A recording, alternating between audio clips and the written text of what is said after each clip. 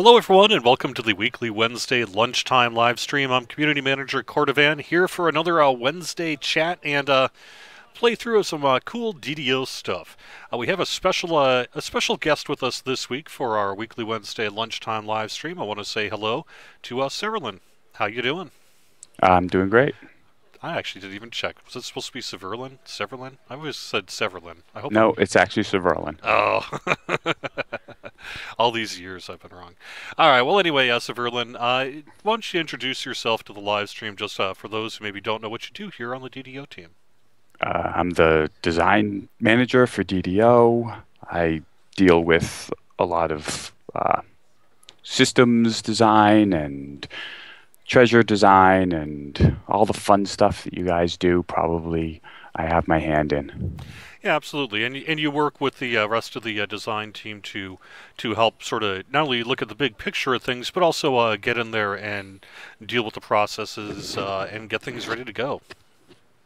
Yep. That's pretty much correct. And also a lot of meetings. But all right, so we are on Lamaia this week. The Lamaia is not currently open to the public, but will be again soon. We're targeting later this week for another build to Lamaia. You can stay tuned for the Lamaia forums to find out more information about that. As a matter of fact, I believe Cookie Kobold did post up something this morning for a little bit more in terms of when you can expect we're going to have a raid preview and all that sort of thing. We're targeting probably tomorrow to get Lamaia propped up, and the event is set for Friday and Saturday. If just want to also remind you quick that if you would like to follow us on twitch.tv/DDOstream, you can be notified for whenever we go live for events just like this. So what are we doing on Lamaia this week? The main goal for this week is to sit down and chat with Severlin for a little bit here about Armor Up, which is kind of I guess it started as a code word and sort of just became not a code word, about what we're doing here for Update 23. It's sort of a catch-all to easily explain all the things we have going on with, say, physical resistance rating, magic resistance rating, melee power, range power, and armor and shields, and some of that sort of stuff. So I wanted to start basically by explaining a little bit what's coming in Update 23. It should be noted none of this is, well, most of this is not on live now. I mean, we do have physical resistance rating, but it's going to be updated in Update 23. And we have a whole bunch of new systems here coming to the game as well. So what ultimately is the goal here? Well, the goal is to further support, armor and shields, melee-focused characters, to help them face some of DDO's toughest challenges and bring some increased balance between melee, ranged, and spellcasting characters.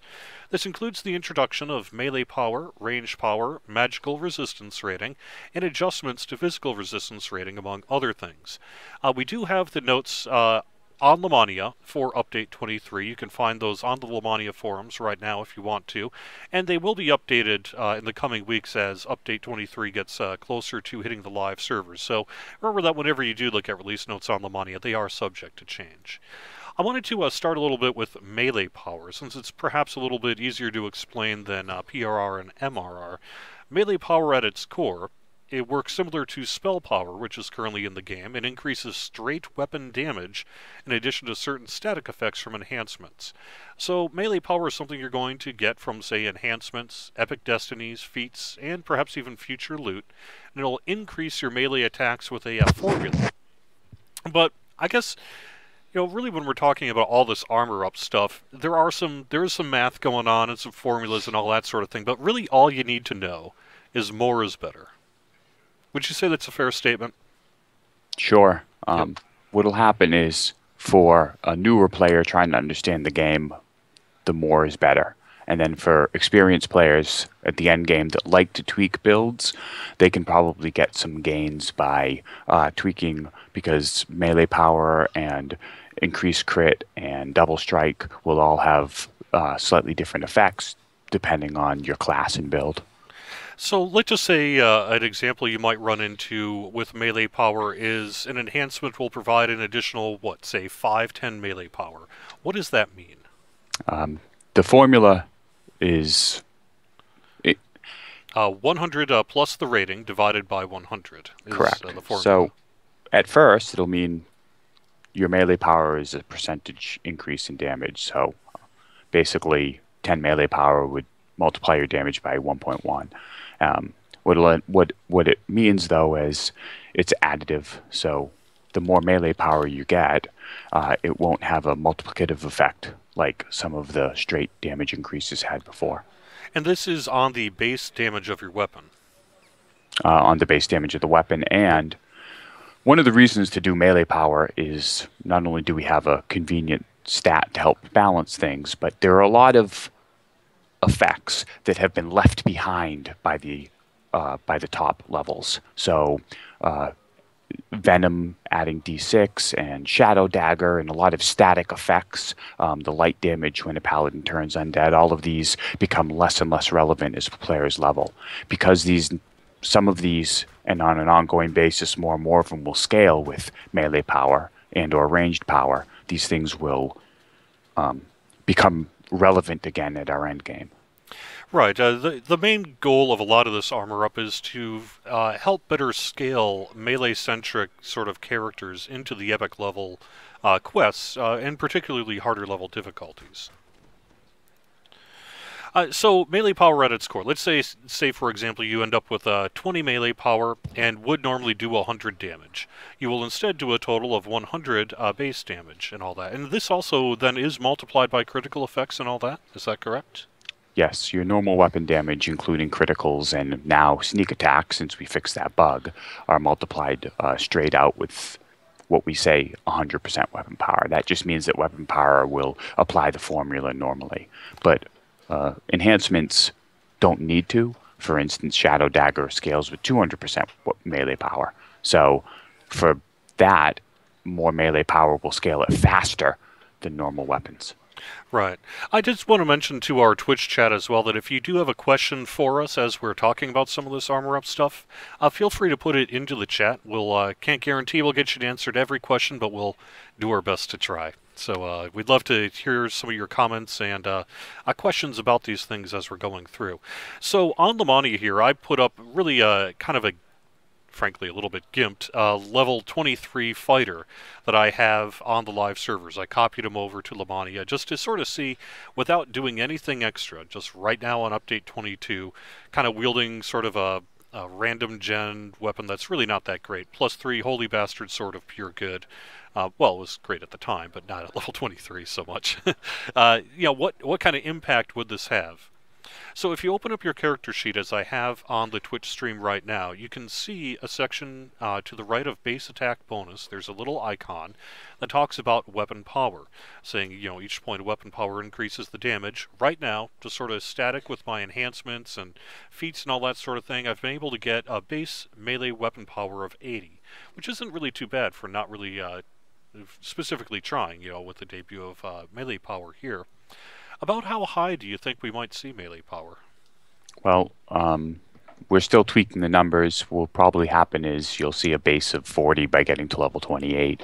I know that on Lamaia currently it goes up to 70, but we've dialed that back. But it depends on the enhancements and builds you do. Some of the Epic Destinies will add a little more, like Shadow Dancer on the new Lamaia build will be slightly better at adding melee power into the cores because it's fallen behind in effectiveness. Sure. And with melee power, similar to it is something called ranged power. I guess unless we have any further questions on melee power or stuff you want to bring up, maybe we'll switch over to ranged power. Does that sound all right? Sure. Let me just do a couple questions. Sure. Does Sev mind being called Sev? No, that's fine. Sev is fine. Good. How does deadly weapons play into this? Deadly weapons, if you mean the effect on the treasure effect, just adds a straight damage value to weapons, so that will get multiplied by melee power because basically we take all of those and add them into the end. Yep, right. Yeah, deadly weapon just adds a plus to your weapon damage, and so this would, scale as it normally would with that. Is there any chance to make it so light shields and bucklers can be finessable? I'm not quite sure why that would be desirable, but I don't know. Have you heard anything about that? Basically, the person's asking, can light shields and bucklers be finessable because they're anticipating our Vanguard, which is coming out soon. Right. So when they are doing shield bashes, they won't get the currently won't get the bonus. That's what Failed Legends is asking. That's a good point. I'm gonna write it on my whiteboard. Nice. Hey, that's great to hear. Erlock asked a little bit about Quill's intercession and some of the related sort of topics to that. I think that's a little outside of the scope of today's talk. We do have a new build of Lamaia here coming this week. Go ahead and try the raid out this week and see how things play there, and we can get back to that question perhaps on next week's weekly Wednesday lunchtime live stream. So let's shift a little bit to ranged power. At its core, ranged power is basically the same as melee power, but for ranged. My understanding, though, at least at this point for Update 23, ranged power is not really going to be a big part of Update 23, but is more being brought in as a tool for future use. Correct. We'd rather add the tools we need for future balancing. Right now, the only place ranged power is used is to keep a ranged component to Master Splits. Right. And that's actually being added, I believe, in this next prop to Lamaia here, where the Master, let me see if I can actually find it. Master Splits now builds up to, 50 melee power and range power through charges, is I think what I saw on the note there. So, but otherwise, it really isn't in the game at this point. Correct. Other than melee splits, it will be. And there are some ranged builds, for instance, that have fallen behind in effectiveness once you get past 20 and into those beefy high levels. And much in the same way that melee power has, I think that the ranged builds have gotten a little stale. Most people that build ranged builds end up using the same things over and over again. So we definitely want to open up more ranged builds at the high level. Sure. Someone is asking about, we are thinking of future updates, perhaps Update 24 or Update 25 for a pass on this range stuff. I don't know if we're really quite ready to commit yet, but that sounds like it's in the ballpark. Let's see. Will there be items with melee power, like there are currently spell power items? It's in the notes that it could be added in the future, but I don't believe Update 23 has any, if I'm not mistaken. So I think that the answer is yes, but not yet. Yeah, we certainly are open to doing that, and that's one of the sort of design goals, is to give other ways of building your loot as well as your builds, but nothing for 23. Sure. So let's move on to the PRR and MRR, which are basically abbreviations of physical resistance rating and magical resistance rating. Physical resistance rating exists in DDO right now, but it's being tweaked to conform with magical resistance rating in Update 23 here. What it does for PRR is mitigate physical damage of all types. So if you're going to basically, if someone swings a sword at you and hits, you're going to take physical damage there. And your physical resistance rating will help mitigate that by actually, you can almost think of it as absorbing some of the damage to some extent. And the formula for PRR is 100 divided by 100 plus the rating. Kind of the flip side of melee and range power. Again, all you really need to know is more is better. And we do have some information on the character sheet here for Update 23 that tells you a little bit more about what that means for your character. But in general, let's say you have a PRR of 20, and you would normally take 100 points of damage. The formula would end up with 0.83333, meaning that your character with 20 PRR would take 83 damage rather than 100 damage. So it essentially absorbed 17 points of damage there. And magical resistance rating works the same way, but reduces most magical effects. I know we've already had quite a few questions from the community on this, so in general, what kind of magical effects and magical damage would magical resistance rating apply to? Basically, it applies to as much as we could possibly do without breaking our raids. So there's certain damage like force damage and bane damage that won't count, so that things continue functioning. But for most of it, it basically adds some magic defense against as wide variety of effects that we could do. And some of this was to answer a question of how to deal with non-evasion characters in particularly difficult content. I think it's no secret that evasion is very, very powerful in Dungeons and Dragons Online, and those without evasion can really struggle sometimes. Let's say Epic Elite Raid or level 28 Quest. And so what Magic Resistance Rating does is, to some extent, give you a parallel path to mitigate some of that damage that you would have otherwise received because you didn't have evasion. Correct. Basically, a lot of our changes are coming from balance threads and player feedback that we've been gathering for a long time. One of them was that there are evasion builds that use robes, and they're very powerful at mitigating some of the AoE and magical effects, but that the armored people had fallen behind. Magic resistance rating lets people build in a different way and still survive long-term magic damage. So how do you get magic resistance rating? By wearing armor, gearing up sheltering effects, and through certain enhancements. So for armor in general, for example, we have actually a breakdown on the release notes for Lamaia if you want to see it. But for example, if you have heavy armor on, you'll get 30 PRR and 30 MRR if the armor has enchantments, meaning it's like +1 or higher, basically. This is in addition to the current PRR bonus of 6 plus your base attack bonus. So just by equipping armor, you'll get a certain amount of magical resistance rating, and then you can increase that through largely enhancements and sheltering effects, which sheltering, I believe, is currently just PRR, but is also now going to be PRR and MRR. Right? I'm pretty sure about that. Yeah. That is correct. Sheltering effects are PRR and MRR. Your base armor adds some MRR as well. Sure. Let me just quick answer in chat here. Someone's asking about the Mirror of Glamoring.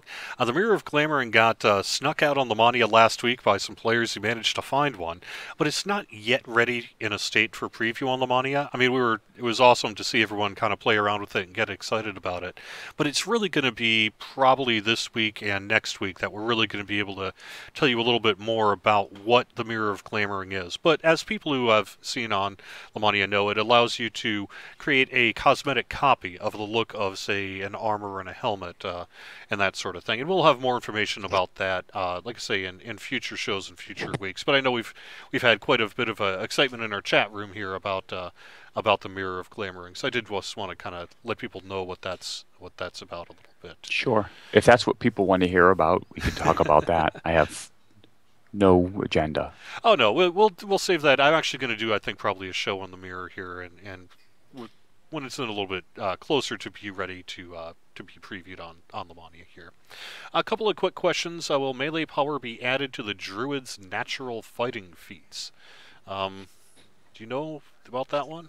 The Druid's natural fighting feat basically needs a balance pass. Right now, the Druids can benefit from multiple feats, and if we had more time, I would have loved to do a full benefit pass on them. Right now, what we expect is the Druids will get that extra melee power from 2-weapon fighting, since that currently stacks with natural fighting, and I don't know that we want to change that necessarily.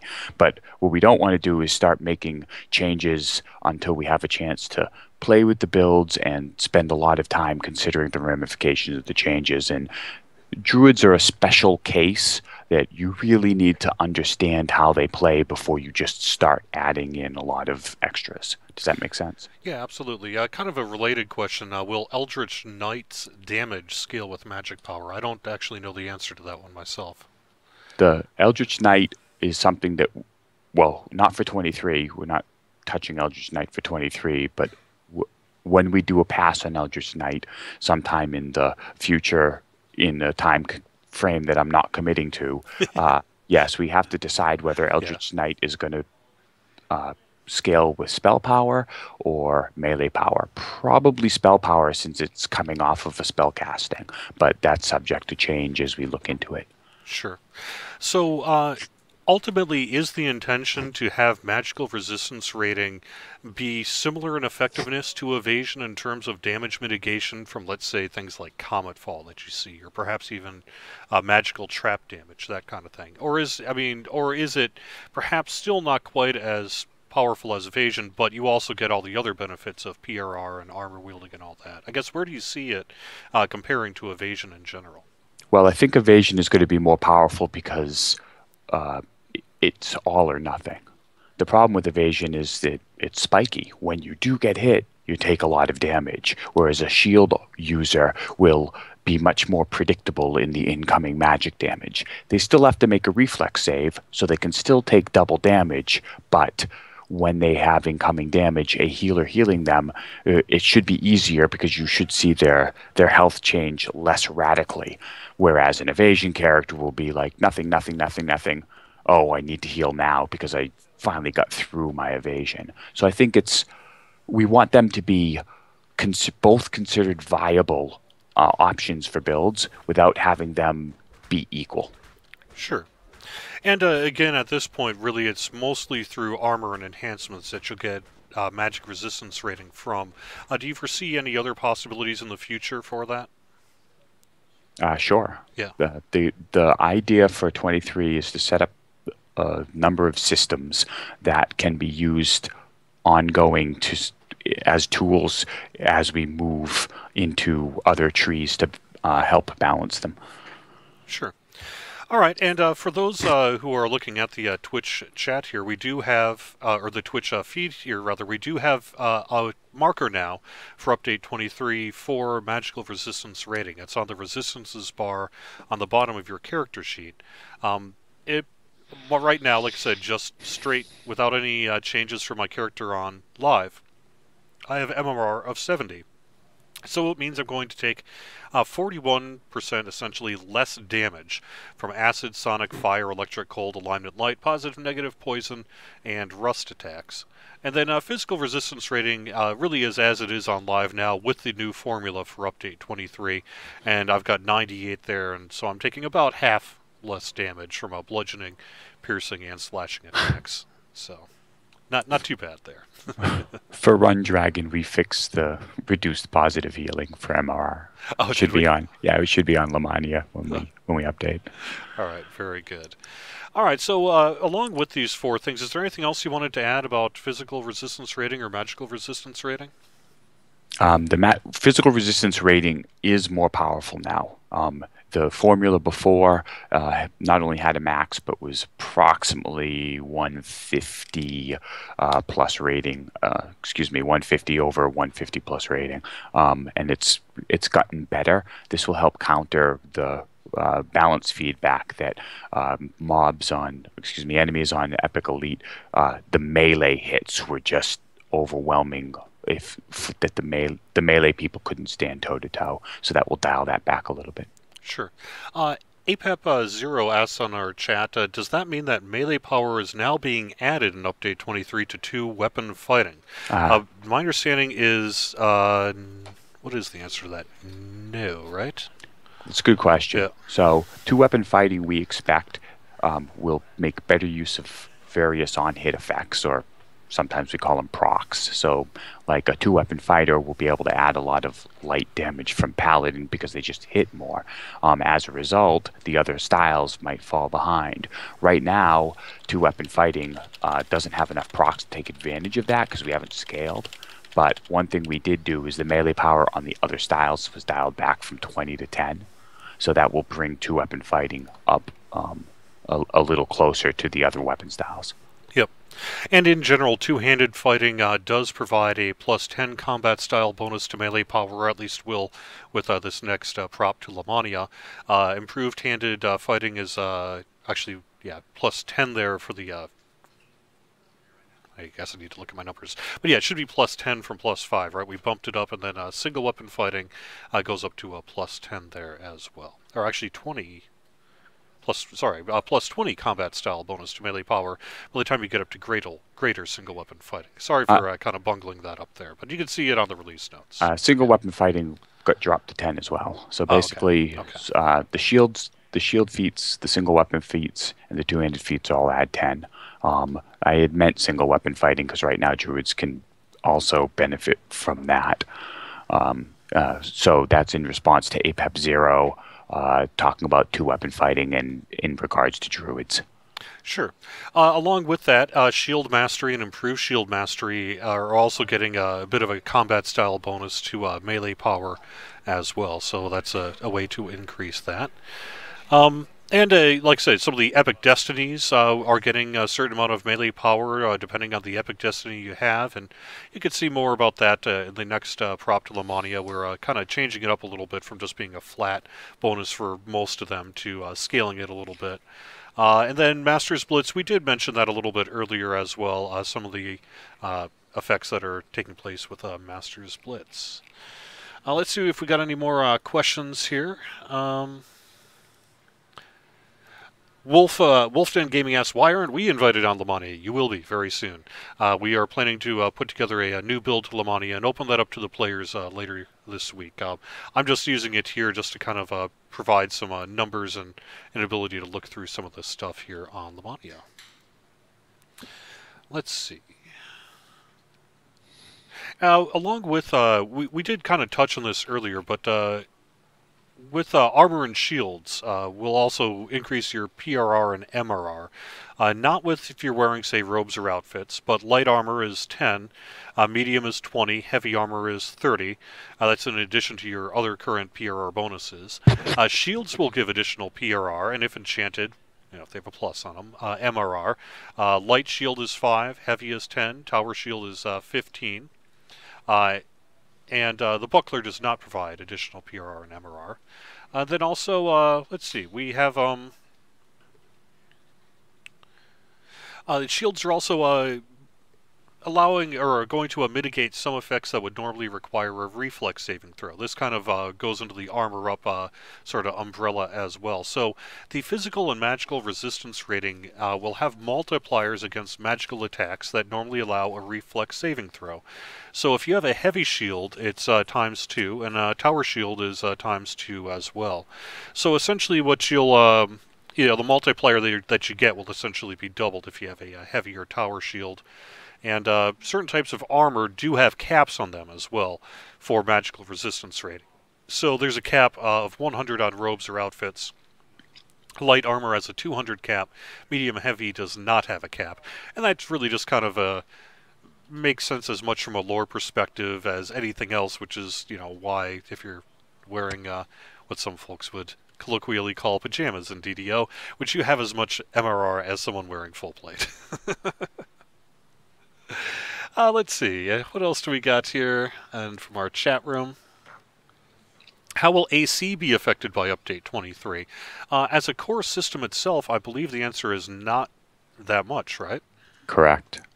There's a sort of history about why we didn't do AC directly. One of the problems that we've seen over the history of gaming is when people change things that change how often players hit, it can be very frustrating. So if we updated the AC system entirely, it would not only touch the whole game, but we really don't want players to be in a situation where suddenly their builds are miss against the creatures. The other thing about AC is if we upped AC and changed how AC worked, essentially what we're providing is a spiky damage chart. So it's a binary system. You either hit or miss. We wanted armor to be less spiky because we already have a lot of spiky damage in terms of blur and the current AC system and displacement. So we wanted the mitigation from armor that we introduced to be more flat, if that makes sense. It's a more predictable amount of damage, and therefore it has a very different feel than someone layering a lot of binary effects. Sure, absolutely. Let's see. Any chance orbs, Field Legend asks in our chat, can be used to incorporate MRR?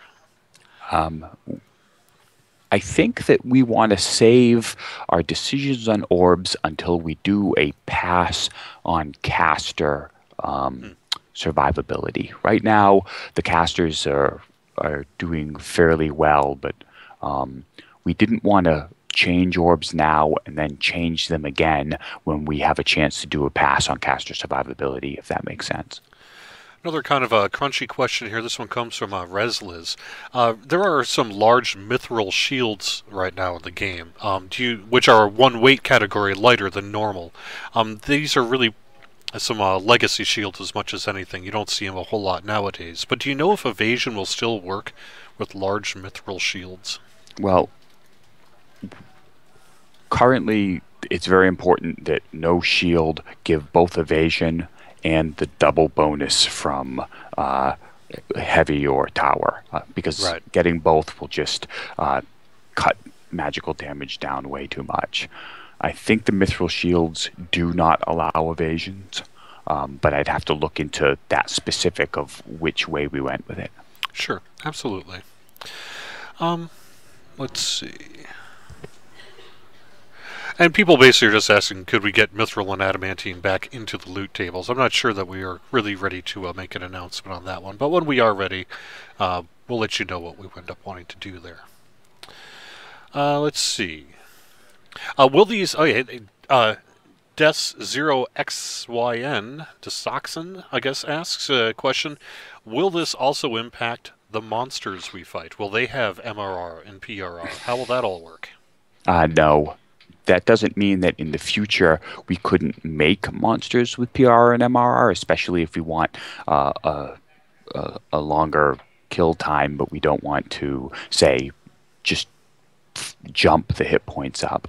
So I'm not saying in the future that we aren't planning on using these tools for balancing various encounters, but across the game, creatures wearing armor won't get these benefits. They kind of cheat. They behind the scenes. They look like they're wearing armor, but they're not. You know, the system doesn't register them as heavy armor wearers in the same way as a player. Yeah, absolutely. All right. Well, I think that's mostly going to do it for this week's live stream. Like I said, we're really focusing on topics each week, and this week we are focusing on Armor Up. In the future weeks, we will look at, say, the Mirror of Glamoring, perhaps some of the new quests and that sort of thing, and some of the other changes coming as well. But I wanted to get started by giving people a glimpse as to what Armor Up means, how it's going to change their game with Update 23, and give the public a chance to ask some questions in chat here. So I want to thank you very much for joining us here this week. I really do appreciate it. Is there any kind of final comments you want to say? I know Armor Up has been something that you've spent a lot of time thinking about here in these past few months or so, and it's been interesting to see this hit Lamaia. I'm excited to see players running around in heavy armor again and not feeling like they're falling behind. So I'll be happy when this hits live, just like everybody else, so we can play some of those characters and get some benefits, as well as from my evasion characters. Sure. One last question here from chat. Are there plans to align the Warforged body feats with armors? I guess I would bring that up only because that's how it works for Warforged.